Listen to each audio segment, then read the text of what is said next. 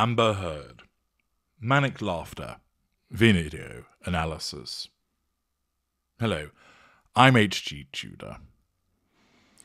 Many of you have explained how you find photographic and particularly video analysis extremely helpful in helping you understand more about narcissism. To enable you to decipher why people behave the way that they do, and just as importantly, perhaps more importantly, you're able then to apply that understanding to your own situation to make sense of the ensnarement that you may well find yourself in.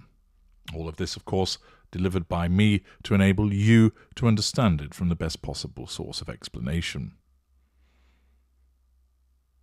I'm about to show you a piece of footage that you may have come across, which shows Amber Heard appearing at some teen suicide event where she then starts to laugh like a lunatic.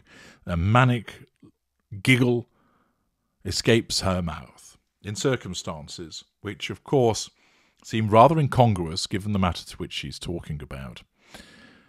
I'm going to play the footage twice so that you're able to observe it, form your own views about what you think's going on, before I then break it down by virtue of analysis. So, here comes the clip. After being given the chance to share her experiences, Gwen offered the counselor her heartfelt thanks.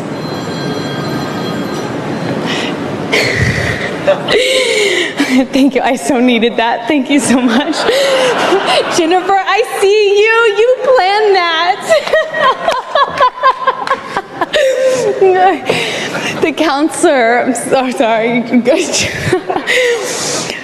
The counselor offered her heartfelt. Gwen offered the counselor, her heartfelt thanks and said, "I wish there were more people like you in the world. I'm going to write your name down on a piece of paper, post it to my wall. And every time I think it's too much, I'll look at it and I'll remember how you helped me tonight." After being given the chance to share her experiences, Gwen offered the counselor her heartfelt thanks.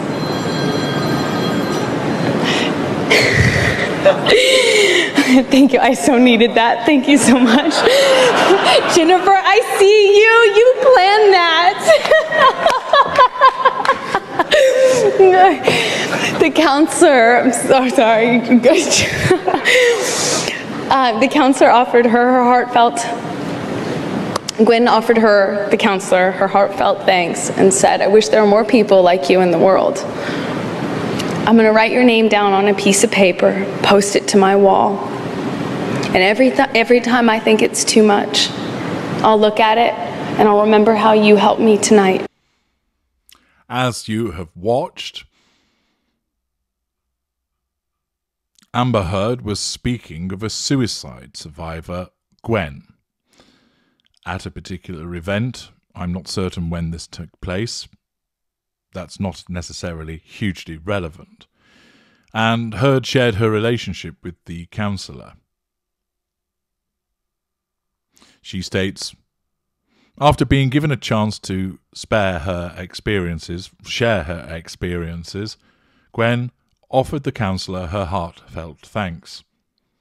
And at that point, a telephone ring erupts. And this, of course, is a matter of huge hilarity to Amber Heard.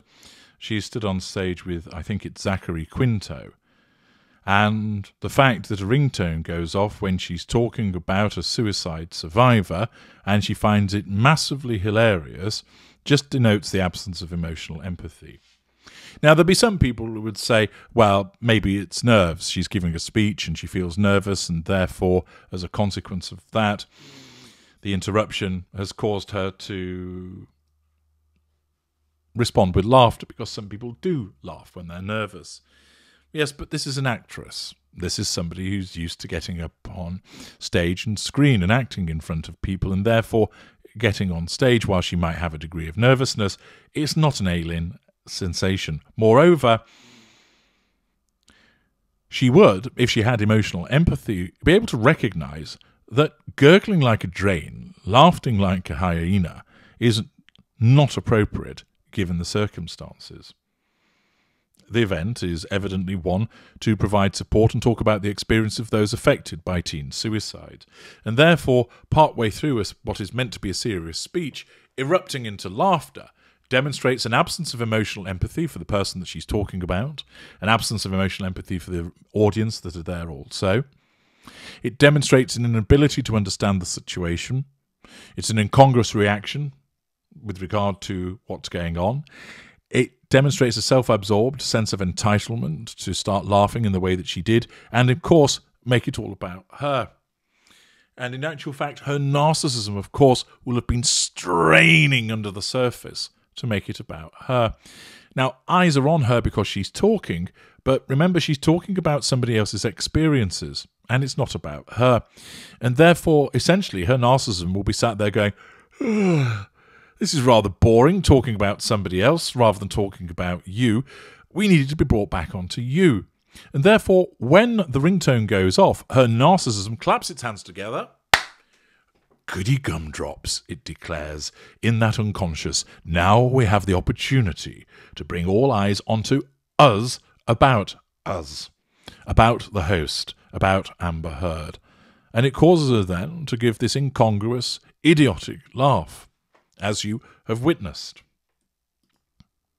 We note, of course, that Quinto gives a slight wry smile at the interruption, as one might do, but his reaction is completely different to that of Heard, who immediately jumps all over the interruption, clapping her hands together and starting her laughing by saying, "I so needed that." And of course, interestingly, although she doesn't realise that's the reason she said it, it's actually her narcissism causing her to say that because it's giving the game away. It's giving the game away because basically her narcissism is saying, "Thank fuck you did that, because now it can all be about me. Gosh, we so needed you to do that." Now, of course, there is a reaction from the audience also. They laugh and find it amusing. But they didn't start laughing when the ringtone started. There was silence. They only laughed in response to Heard's reaction, as does Quinto also. But this is a serious event, and realistically, what Heard ought to have done, if she was able to exhibit emotional empathy, would be to ignore the ringtone and carry on with what she was saying. But she doesn't. Her narcissism demands that she makes it all about her. And even perhaps she could make a pithy remark, for instance, about the interruption, and then carry on. She doesn't. Instead, it becomes not only laughing about the interruption, but then jabbing a finger towards the relevant audience member, suggesting that she sees this person and that they actually planned it. The laughter from the audience soon fades away, as does that of her co-host, and she continues to laugh, arms waving around, and then remembers that she ought to be talking about the speech. Her narcissism, because remember, she utilises a facade, albeit intermittently, as her status as a particular type of mid-range narcissist, then declares, "Facades being affected here, you need to go back to the speech." The laughter has faded, yet she continues to giggle away. It is a ridiculous response, and it's wholly commensurate with her narcissism, demonstrating her self-absorbed sense of entitlement, absence of accountability, and absence of emotional empathy. Of course, she asserts control through her initial reaction, but then when the laughter fades, the facade light is flashing with the narcissism, and it needs to be reinstated, causing her to then turn back towards the camera. But such is the interruption and her lack of professionalism, she then goes on, issuing an apology, though it's not false contrition, of course, and fluffing her lines further. As she continues to read from, no doubt, the video printer, the teleprompt, she does so in a slightly robotic and insincere fashion, which is all the more highlighted by the manner in which she responded to this.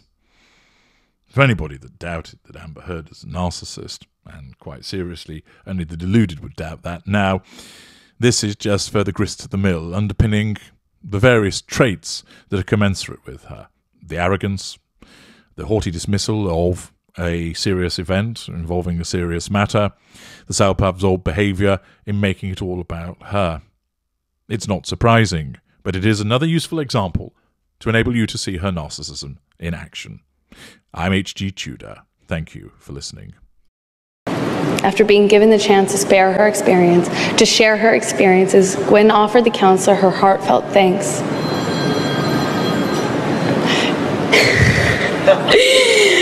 Thank you. I so needed that. Thank you so much. Jennifer, I see you. You planned that. The counselor, I'm so sorry. The counselor offered her heartfelt, Gwen offered the counselor her heartfelt thanks and said, I wish there were more people like you in the world. I'm going to write your name down on a piece of paper, post it to my wall. And every time I think it's too much, I'll look at it and I'll remember how you helped me tonight.